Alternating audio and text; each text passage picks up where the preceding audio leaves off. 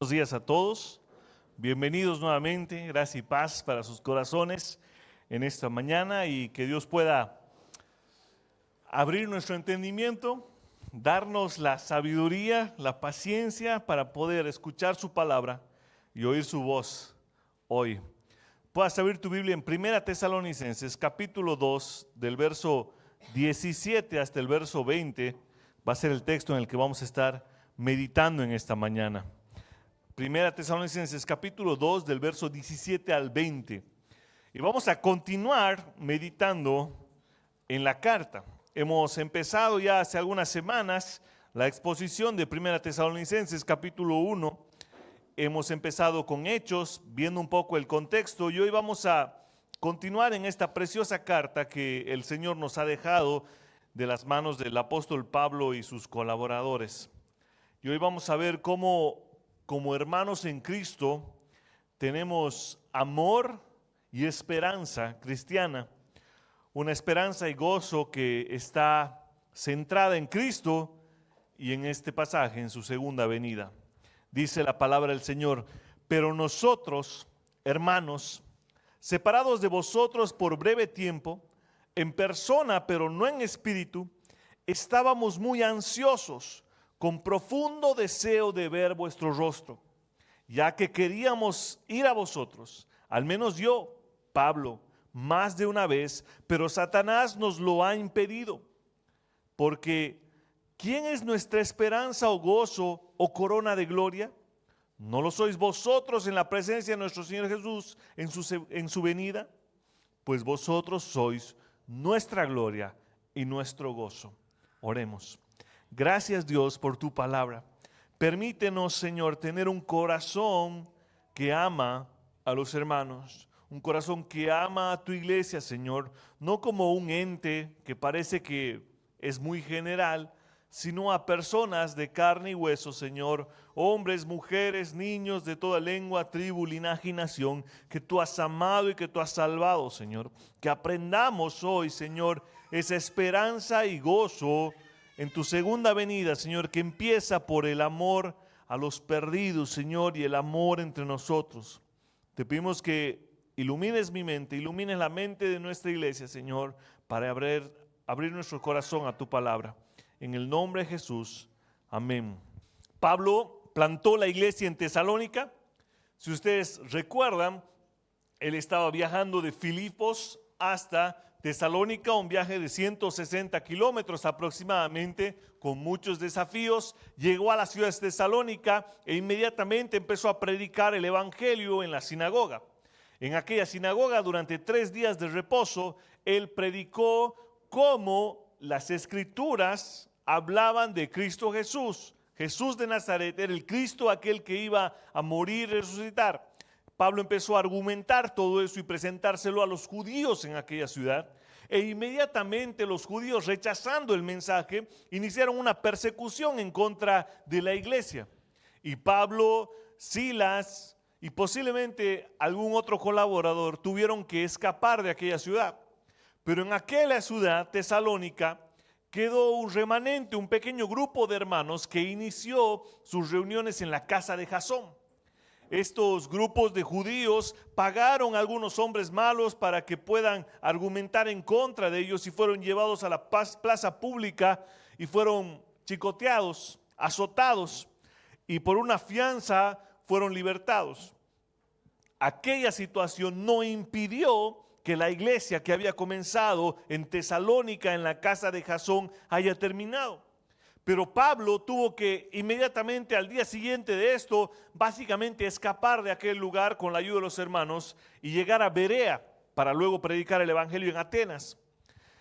Y vemos a Pablo ahora intentando saber qué había pasado con estos hermanos.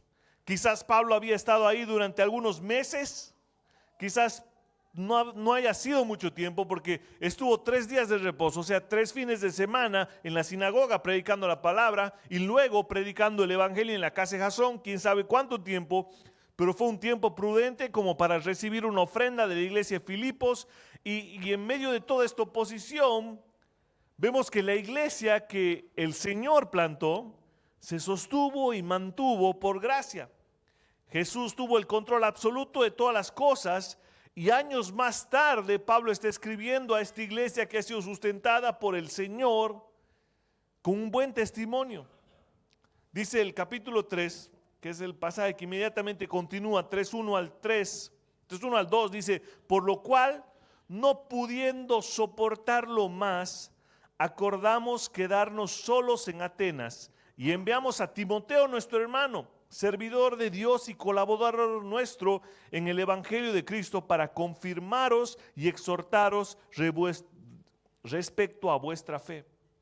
Entonces, Pablo, imagínense, dejó de un día para otro la iglesia y por algunos años no supo mucho de ellos. No era como hoy que hay transmisiones y muchos medios de gracia como WhatsApp y demás. Pablo directamente no supo más de ellos. Así que Pablo no podía soportar más esto y envió a un hombre, a este pequeño Timoteo que estaba iniciando su ministerio. Y Timoteo trajo a Pablo buenas noticias de la iglesia de Tesalónica. Y hemos visto estas buenas noticias a lo largo de la serie. Y el día de hoy vamos a meditar en la importancia de colocar nuestra esperanza y nuestro gozo en nuestro amor como iglesia.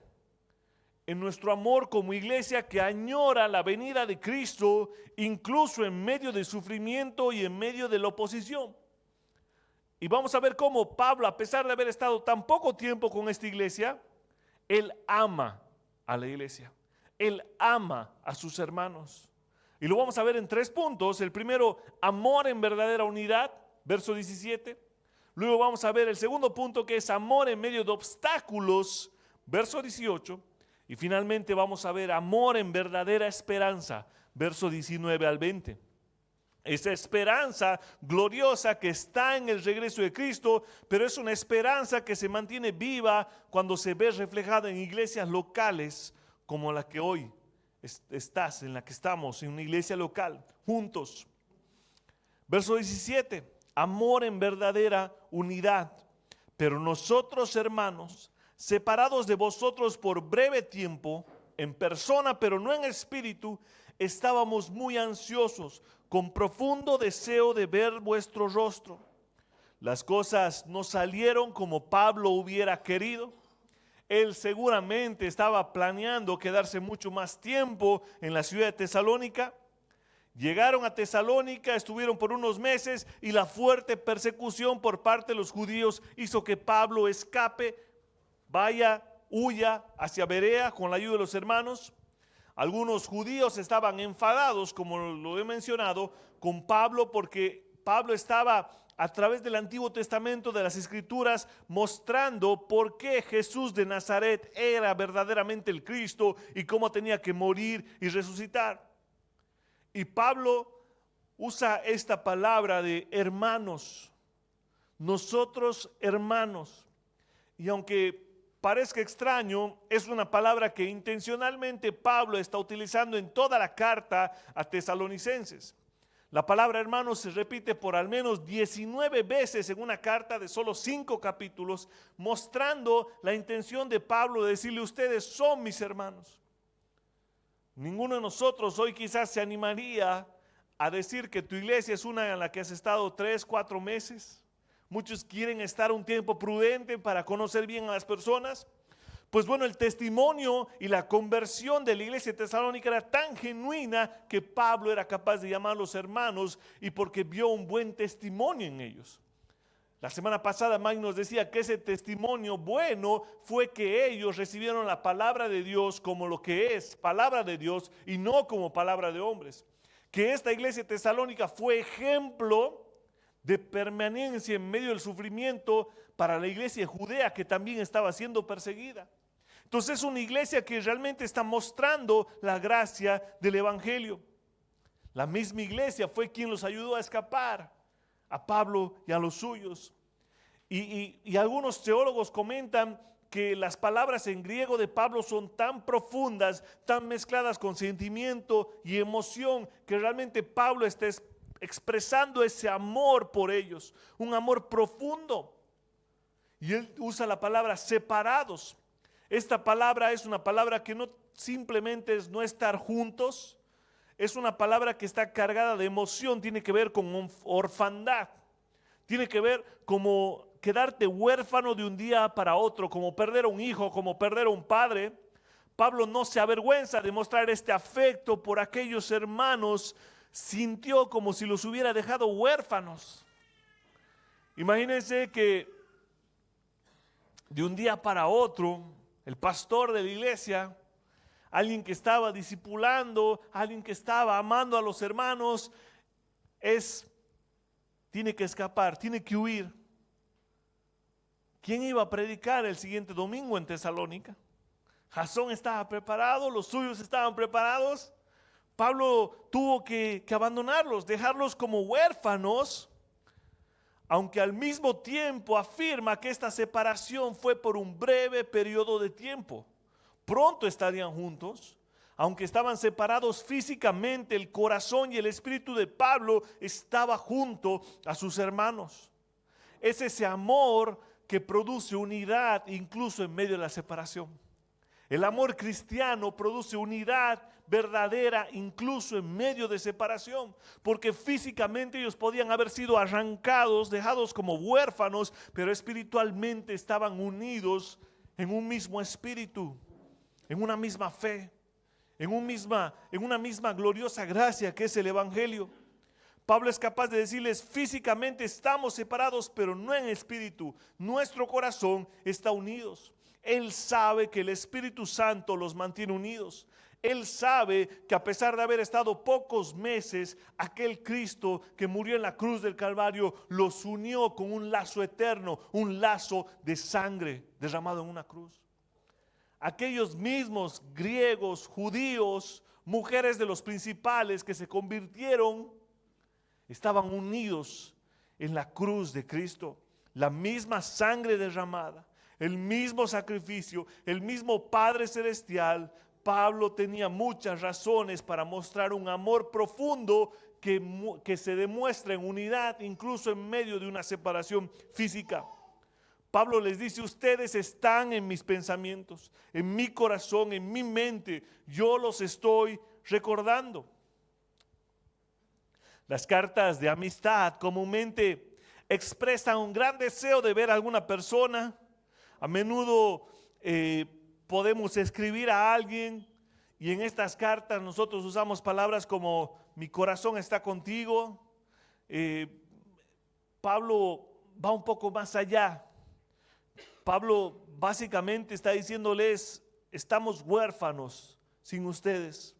Aunque con suavidad, tiene un lenguaje que expresa mucho sentimiento, porque el verdadero evangelio produjo en su vida hermanos que son mayores incluso que un hermano de sangre, mostrando una verdadera unidad. Hermanos, el evangelio produce un verdadero sentido de amor, de unidad por los que son de Cristo, principalmente por los que son de Cristo.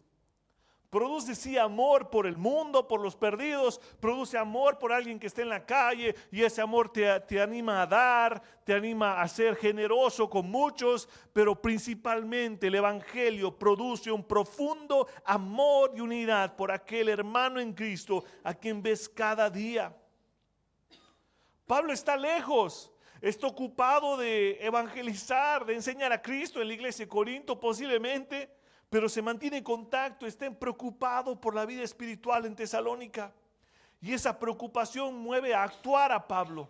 Él no simplemente dice: ay, espero que estés bien. No, él realmente está preocupado. Y esa preocupación se nota en una pequeña palabra que tenemos en el texto, que es ansiosos. Estamos muy ansiosos de verlos. Y esta palabra no tiene nada que ver con la ansiedad pecaminosa que tú y yo podemos sentir a veces. Esta palabra tiene que ver con procurar fuertemente, apresurarse, esforzarse. Transmite una idea de rapidez, de seriedad, un anhelo profundo de poder ver de nuevo a alguien. Es esa necesidad de ver a alguien. Si has vivido en el extranjero, si has estado alguna vez de inmigrante o has estado un tiempo lejos de casa, conoces ese fuerte deseo de poder volver a casa. Entonces, intencionalmente ahorras dinero para volver a casa en algún punto de tu vida. La mayoría lo hace para las fiestas de fin de año. Entonces, un hombre que es inmigrante, que ha estado viviendo en otro país, en otro lugar, él sabe ese deseo preocupado de volver a casa y ahorra dinero, se abstiene de muchas cosas para poder ahorrar dinero, para poder volver a ver a aquellos que ama. Ese es el deseo de Pablo. Estoy ansioso de verlos, estoy procurando, estoy esforzándome diligentemente. Es muy fuerte. Fíjense, está junto con este adverbio de fuerte. Tengo una absoluta responsabilidad, un absoluto querer de poder volver a ver vuestro rostro. Pablo está mostrando emoción, está mostrando amor, empleado en una expresión: deseo ansiosamente ver su rostro de nuevo. Pero tú dices, ¿cómo, Pablo? Si has estado con ellos quizás por meses. Y Lucas en Hechos es tan particular de decirnos que estuvo en Tesalónica por 3 días de reposo en la sinagoga, y no sabemos cuánto más enseñando en la casa de Jasón, pero fue poco. Pero el evangelio, que es tan poderoso, hizo que Pablo considerara a aquellos hombres y mujeres hermanos, amados en el evangelio. Entonces, hermano, este primer punto, el evangelio en nosotros muestra verdadero amor que se expresa en verdadera unidad. Una de las cosas que produce el evangelio, hermano, es darte hermanos en Cristo. Darte hermanos que son más que los hermanos de carne y de sangre. Yo sé que hoy no lo vemos así. Se ha vuelto un cliché decirnos hermano, hermano, hermana. Los de afuera, los que no conocen a Dios, a veces se hacen la burla de la forma en la que nos tratamos de hermano, de hermana. Y realmente se ha vuelto solo un cliché, hermano, pero usar esta palabra hermano es una forma profunda de decir te amo, te considero de mi misma sangre. La sangre que fue derramada en la cruz del Calvario es la misma sangre que ha salvado tu vida, y yo quiero amarte, quiero considerarte indispensable en mi vida, quiero esforzarme por verte de nuevo. El verdadero evangelio produce una iglesia con un verdadero amor los unos por los otros. Personas que comprenden el sacrificio de la cruz son consideradas como hijos para Dios y por lo tanto hermanos para mí. Pablo deja en claro ese profundo amor que tiene por la iglesia, que conoció poco tiempo, pero sus obras, su testimonio, su forma de vivir en medio de la persecución le han mostrado que son sus hermanos. Y para aplicar el texto te pregunto, ¿cómo estás relacionándote con tus hermanos en Cristo Jesús? ¿Cuáles son los esfuerzos que estás haciendo para amarlos? ¿Cómo estás esforzándote para buscar de los que Dios ha salvado? No te hablo de los que están en otras ciudades, en otros países, que igual son nuestros hermanos. Recién escuchamos un testimonio de una familia que está buscando vivir en otro país, llegó a la iglesia y los recibieron como hermanos. Pero no te hablo de ellos, está bien, son nuestros hermanos, pero tienes hermanos aquí cada domingo, cada martes, cada jueves, cada sábado. ¿Cómo estás fortaleciendo o formando vínculos profundos en el amor del Señor? ¿Cuán profundo es el deseo de estar junto, de estar unido? Ahora, Pablo no mira hacia atrás para darse un remordimiento. Ay, si hubiera estado más tiempo con ustedes, o si hubiera visto la forma de quedarme, quizás los hubiera amado más. No, Pablo no tiene un remordimiento, sino Pablo está mirando hacia adelante, regocijándose en lo que Dios ha hecho con ellos y mostrándoles ese deseo presente de verlos de nuevo. Así que, hermano, está bien, puedes hoy decir, ay, sí, realmente yo nunca busco a mis hermanos, nunca veo quién puede estar conmigo. Estoy tantos años en esta iglesia y la verdad que conozco ni al 10% de la gente. Puedes tener remordimientos y quedarte en eso, pero sé igual que Pablo qué puedes hacer a partir de ahora. Para el creyente el presente importa. Pablo mira al presente y hacia adelante por medio de la fe y dice, añoro verlos de nuevo. Pablo no pudo, pero tú sí puedes. Tú sí puedes. ¿Cómo puedes amar a tus hermanos? ¿Cómo el evangelio está produciendo verdadera unidad en tu corazón para buscar a aquellos que Dios también ha amado y salvado? Como decía hace un tiempo, muchas veces estamos tan enfocados, aunque a veces es teórico, pero en decir hay que salvar a los perdidos, hay que ganar a Santa Cruz para Cristo, hay que predicar el evangelio en tal lugar, pero de lunes a lunes ni siquiera estás relacionándote con ningún hermano en esta iglesia o de otra iglesia en esta ciudad. La mejor forma de amarnos, hermanos, es sirviéndonos los unos a los otros, estar dispuestos a servirnos de verdad. Ese servicio que no espera nada a cambio, ese amor que sirve sin decir, yo te presto, hermano, pero yo sé que a algún momento me vas a devolver. Si no estás dispuesto a regalar cosas, no prestes nada a nadie. Si no estás dispuesto a dar un regalo, un obsequio, no prestes. Es ese amor que te ayuda sin esperar que un día Él también me va a ayudar. Es ese poder pagarle la comida a alguien sin esperar que un día Él te vuelva a pagar la comida para ti. Es un amor verdadero que no espera nada a cambio, un servicio que se presente incluso en medio de obstáculos. Y ese es el segundo punto, amor en medio de obstáculos. Verso 18, ya que queríamos ir a vosotros, al menos yo, Pablo, más de una vez, pero Satanás nos lo ha impedido. Pablo se asegura primero de mostrar ese amor fraternal que produjo unidad entre ellos, ese lazo de hermandad. Pablo quiere mostrar que él quiso muchas veces, él quiso varias ocasiones poder ir y volver a Tesalónica, pero Satanás nos lo ha impedido. Recordemos que durante el periodo de la separación de Pablo, no es que Pablo directamente se puso a hacer su vida normal. Pablo estuvo predicando en Berea, en Atenas, en Corinto. Pablo estuvo trabajando muchas veces entre Silas y Timoteo, que fueron sus acompañantes en este viaje.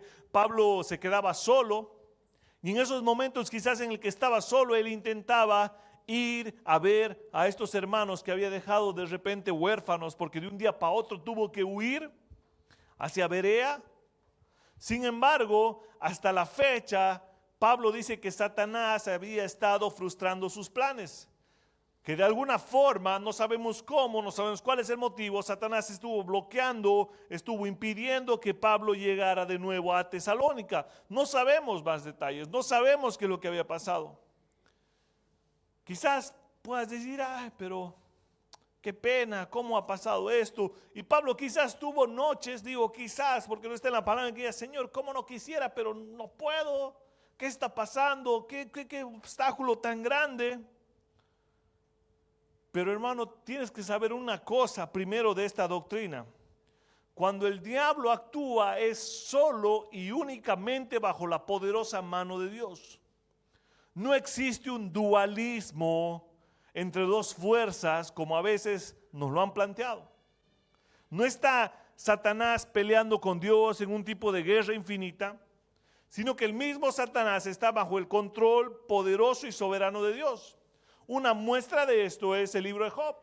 En el libro de Job tú ves cómo Satanás va a rendir cuentas a Dios y Dios es quien coloca pensamientos en Satanás para actuar. En segundo lugar, lo vemos en Jesús cuando le dice a los discípulos, Satanás ha pedido para zarandearlos. Siempre Satanás tiene que pedir permiso y actúa bajo la soberanía de Dios.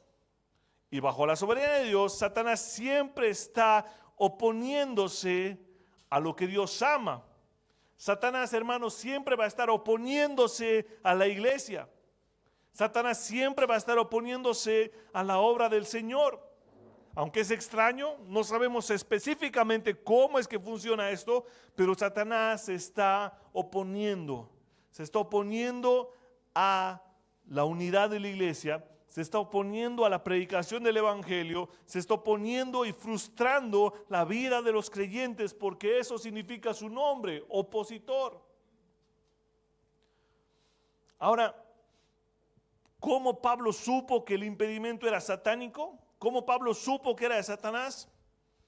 No hay una respuesta que probablemente sea la correcta, porque a veces Pablo afirma y dice, el Espíritu de Jesús nos ha impedido visitar tal lugar o predicar el evangelio en tal región, pero en esta ocasión Pablo afirma claramente que fue la obra de Satanás.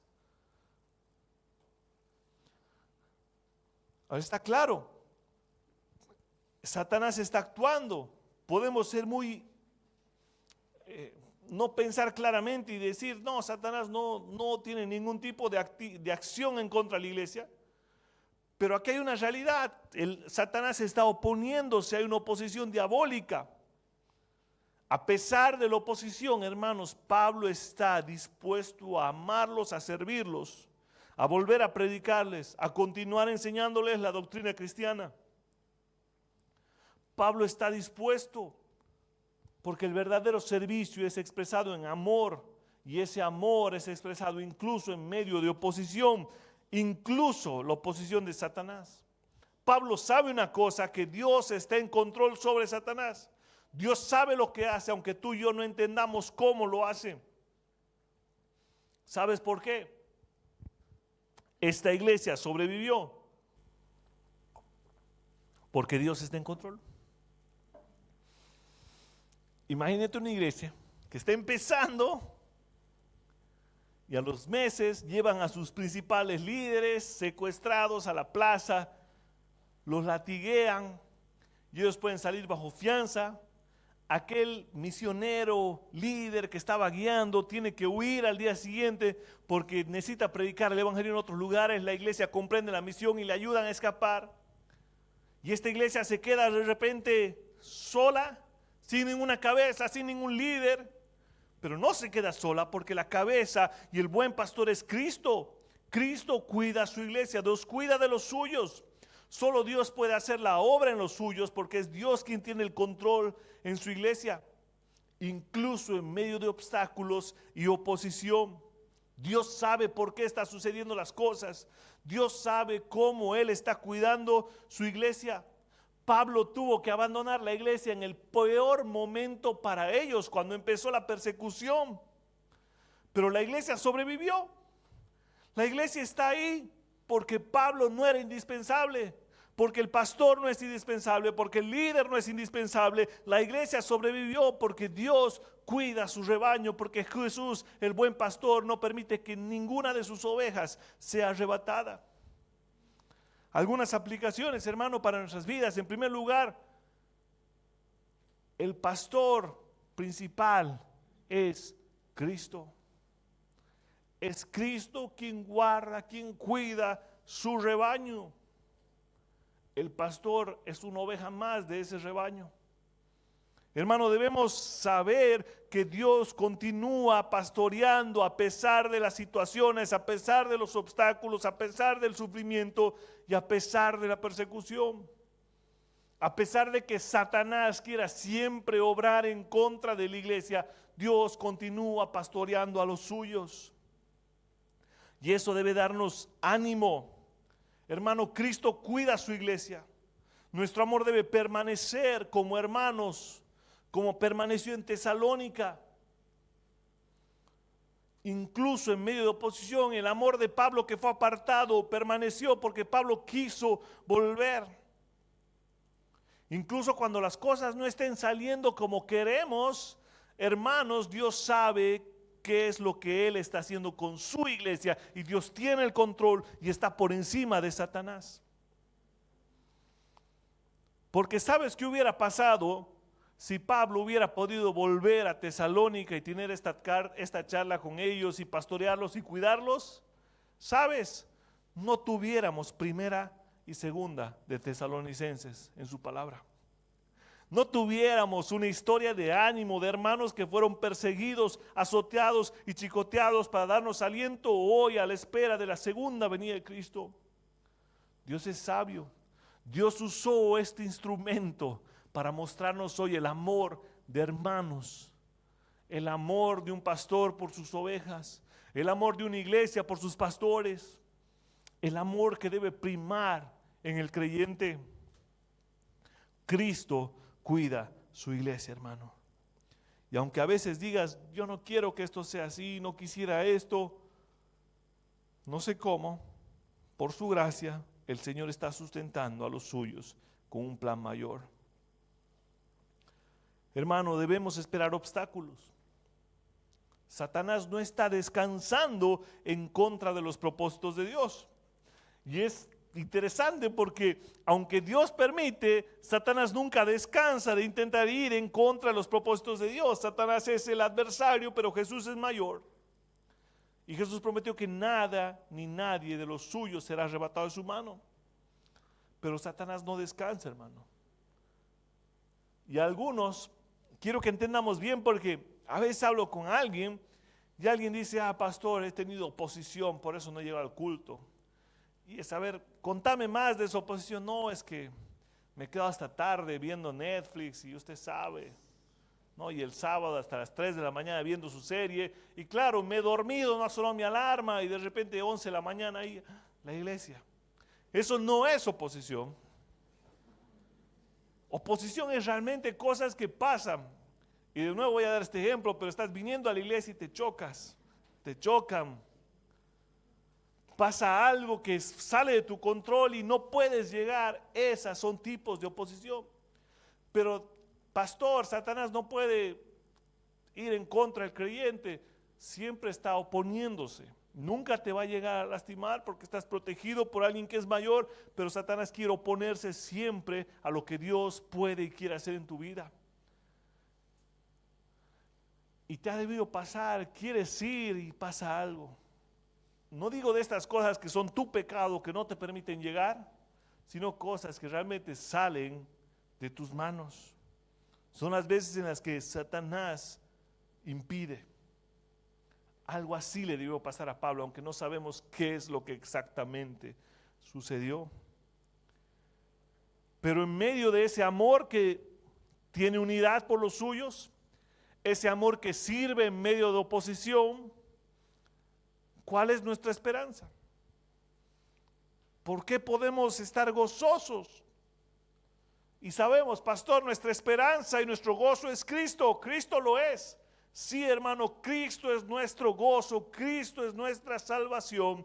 Pero si verdaderamente eres salvado por el Señor, tu corazón anhela que los hermanos y los perdidos puedan ver a Cristo, que el reino sea expandido. Por eso vamos a ver este tercer punto: amor en verdadera esperanza. Versos 19 y 20. Porque ¿quién es nuestra esperanza o gozo o corona de gloria? ¿No lo sois vosotros en presencia de nuestro Señor Jesús en su venida? Pues vosotros sois nuestra gloria y nuestro gozo. ¿Quién es nuestra esperanza o gozo o corona de gloria? ¿No lo sois vosotros en la presencia de nuestro Señor Jesús en su segunda venida? ¿No lo sois vosotros? La respuesta está sobreentendida. Lejos de haber sido olvidados por Pablo, lejos de sentir, el pastor nos ha dejado y se ha ido, de repente a Berea, ahora está predicando allá. Pablo quiere mostrarles que ellos son un especial tesoro, que él tiene un amor profundo, y Pablo busca las palabras más entrañables, los términos más fuertes para afirmarles su amor fraternal, para asegurarles ese alto valor que ellos tienen para Pablo. Y claro, en este texto la gloria y el gozo de Pablo son sus hermanos de Tesalónica cuando sean vistos por él en su segunda venida, en la venida de Cristo. Pablo está buscando ser bien fraternal. El lenguaje, dicen algunos comentaristas, en griego las palabras llegan a doler. Si entenderíamos el griego a detalle, estas palabras que Pablo usa serían palabras que llegan a doler. Está explicando esa comunión intensa que quiere tener con ellos, ese amor permanente. ¿No lo sois vosotros?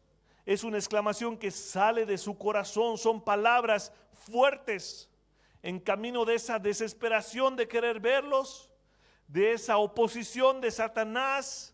Él quiere decirles: estoy gozoso, feliz, porque ustedes producen eso cuando los vea en el cielo, cuando los vea en esa segunda venida.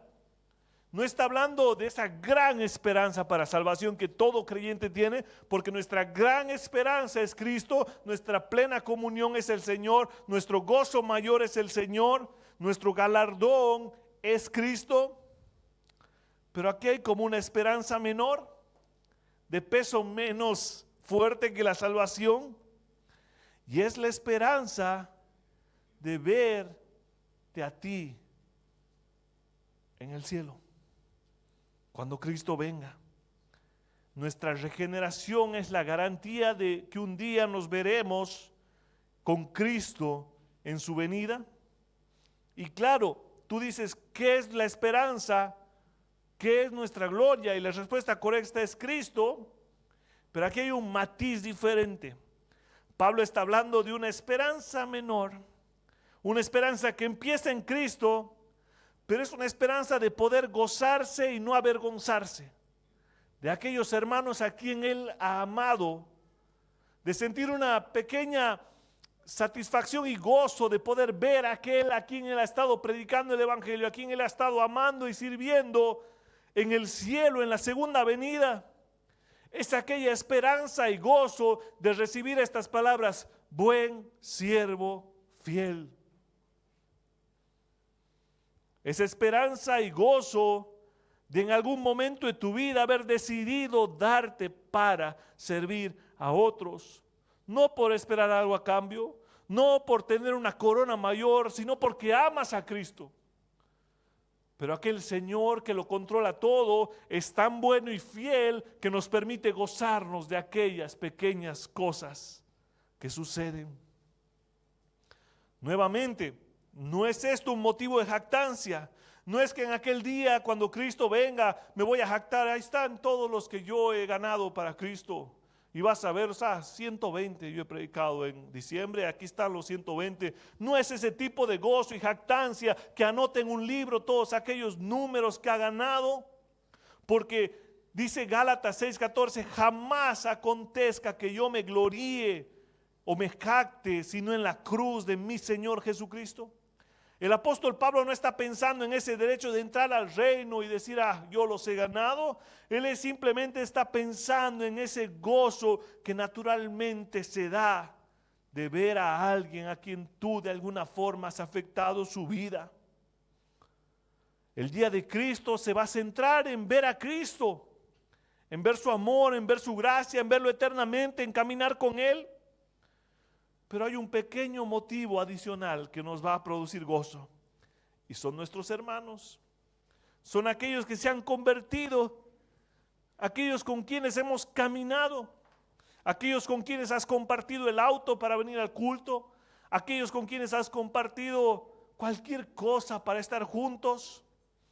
Y cuando los veas en el día de la redención completa, encontrarás en ello un gozo y una paz y una esperanza.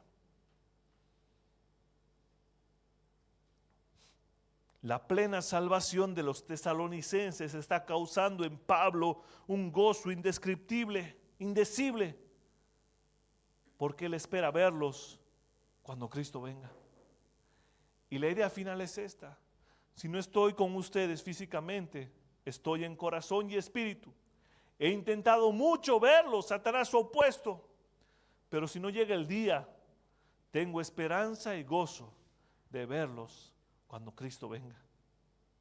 Y a veces bromeamos con esto, pero es tan profundo. Bromeamos, digo, porque te veo en el cielo. Si no te veo ahora, nos vemos cuando Cristo venga en el cielo. Pero hermano, si te pones a pensar, esto es tan profundo.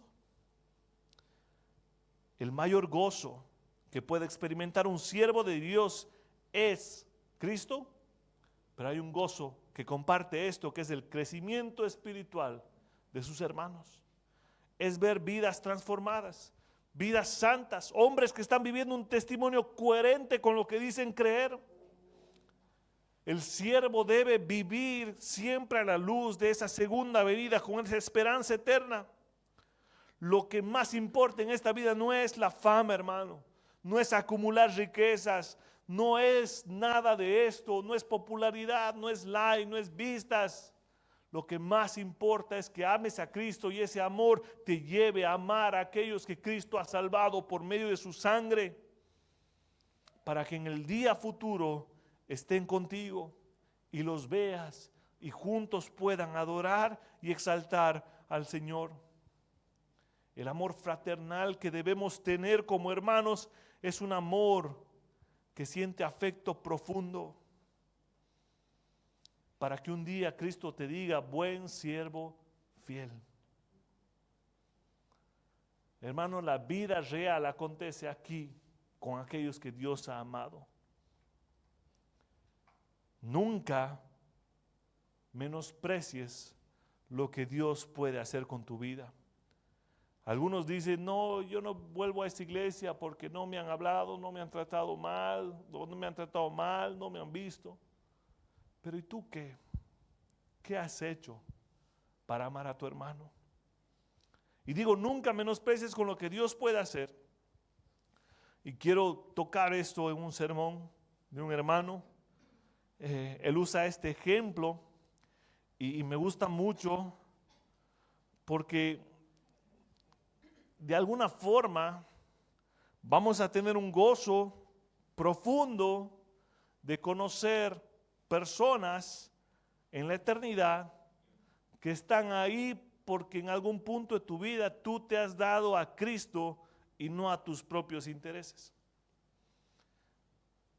Gente que de alguna forma no conoces o quizás conoces, pero que en el día de la redención eterna los vas a ver. Y el cielo va a ser tan natural como esto. Vas a ver gente, vas a hablar con gente. Todo va a estar centrado en la gloria del Señor y en obedecerlo. Y yo sé que hay muchas cosas que no están en la Biblia y teológicamente puedan ser extrañas, pero creo que va a haber personas que nosotros vamos a saber que estuvieron ahí porque de alguna forma afectaste sus vidas. Y alguien te dirá o dirá en aquel día: yo estoy gracias a ti porque tú has sido mi maestra de escuelita dominical y el evangelio ha dado fruto porque tú lo has predicado.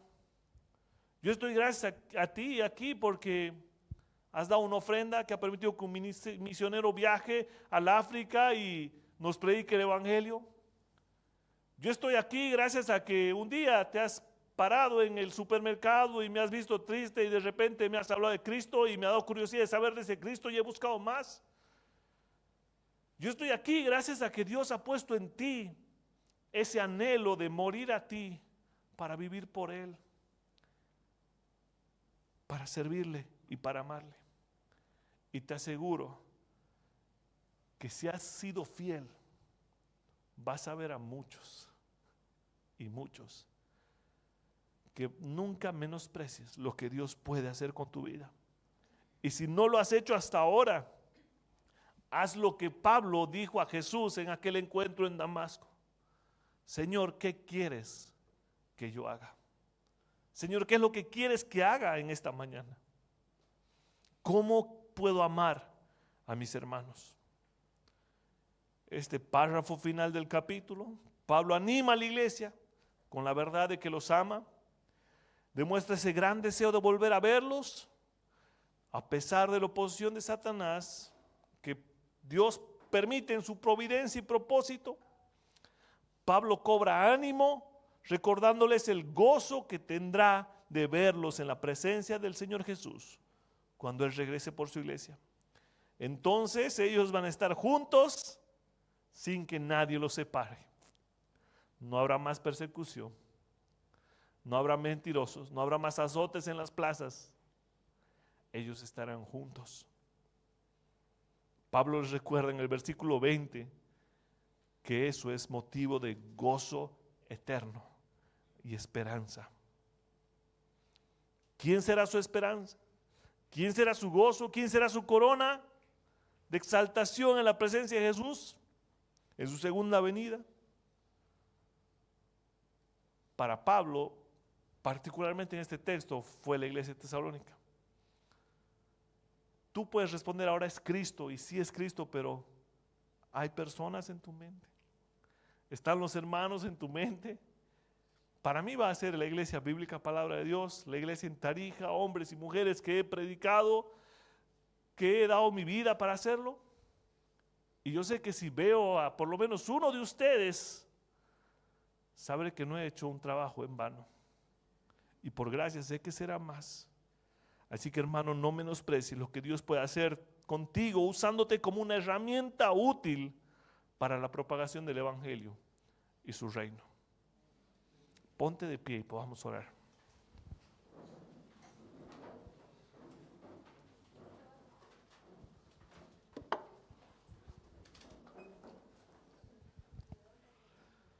Oh Señor, bendito Dios, no queremos ser ni entender mal este texto. Sabemos que no hay de qué jactarnos, sino de ti y de la cruz.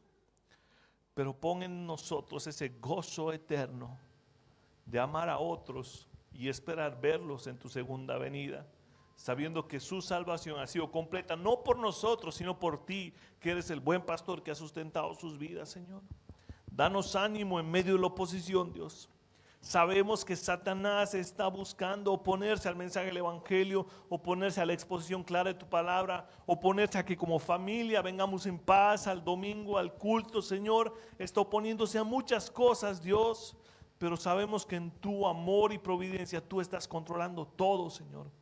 Permite que pasemos bien la prueba, Señor. Ayúdanos, Señor, en medio de todo esto, a amarnos, a conocer a la persona que está a mi lado, a buscar intencionalmente, Señor, entrañablemente, amarnos los unos a los otros, Señor. Te damos gracias por este texto, Señor. Si hay personas aquí que no te conocen, Dios, revélales tu gracia y ese amor al Evangelio y lo que tú has hecho, Señor, para que ellos puedan sumarse a amarse los unos a los otros, para que tu reino sea multiplicado, Señor, y tú reines en sus corazones, Dios. Te entregamos nuestras vidas en el nombre de Jesús. Amén.